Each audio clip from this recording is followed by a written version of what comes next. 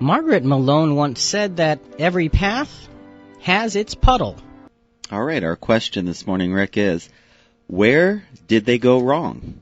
And our theme text is found in Joshua 24, verse 15.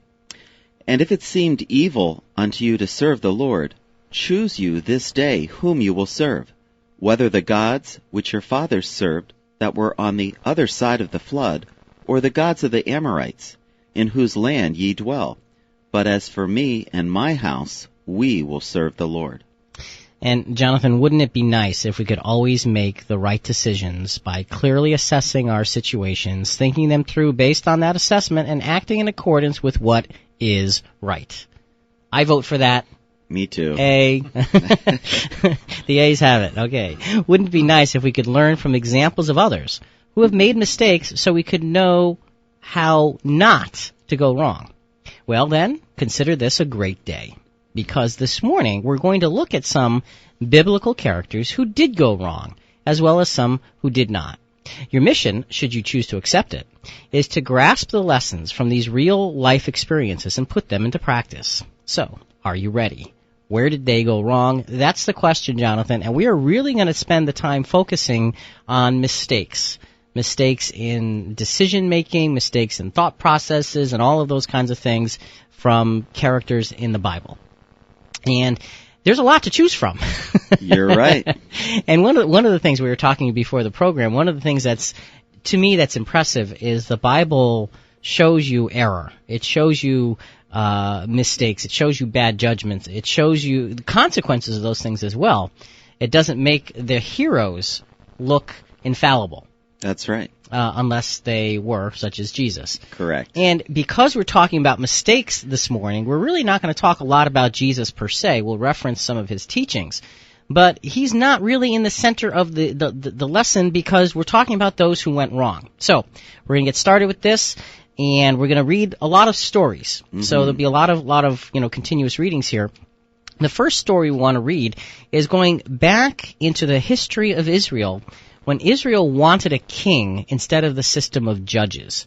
And, Jonathan, if you remember, when Israel was led out of captivity and they set up their own government, it was under the hand of God. Right. And they had a system of judges put in place, which was a way to deal with the matters of the people in an equitable fashion.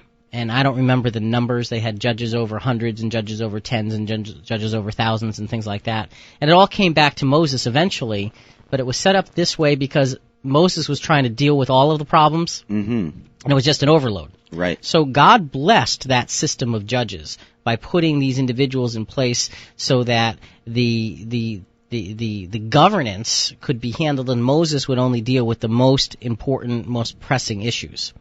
Well, like human beings that they were, we tend to think, the saying, the grass is always greener on the other side of the fence? Oh, yes. Well, the young nation of Israel had those thoughts as well. So let's take a look at that account. We're going to read from 1 Samuel chapter 8, verses 1 through 22.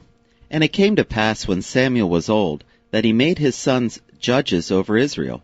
Now the name of his firstborn was Joel, and the name of his second Abijah. They were judges in Beersheba. And his sons walked not in his ways, but turned aside after lucre, and took bribes, and perverted justice. Okay, let's time out right there. We have a problem. Houston, we have a problem. Okay, and the problem is that the judges that were put in place were corrupt. Right. Okay, and that's a serious problem. Okay, we understand corrupt politics. This is not a political program, so don't call in to tell us about it, okay? But that's what was happening in Israel. Okay, go ahead. Then all the elders of Israel gathered themselves together, and came to Salem unto Ramah, and they said unto him, Behold, thou art old, and thy sons walk not in thy ways.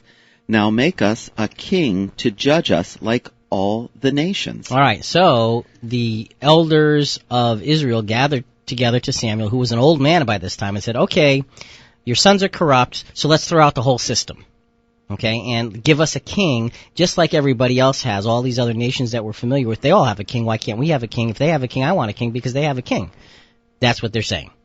But the thing displeased Samuel when they said, Give us a king to judge us. And Samuel prayed unto Jehovah. And Jehovah said unto Samuel, Hearken unto the voice of the people in all that they say unto thee. For they have not rejected thee, but they have rejected me, that I should not be king over them, according to all the works which they have done since the day that I brought them up out of the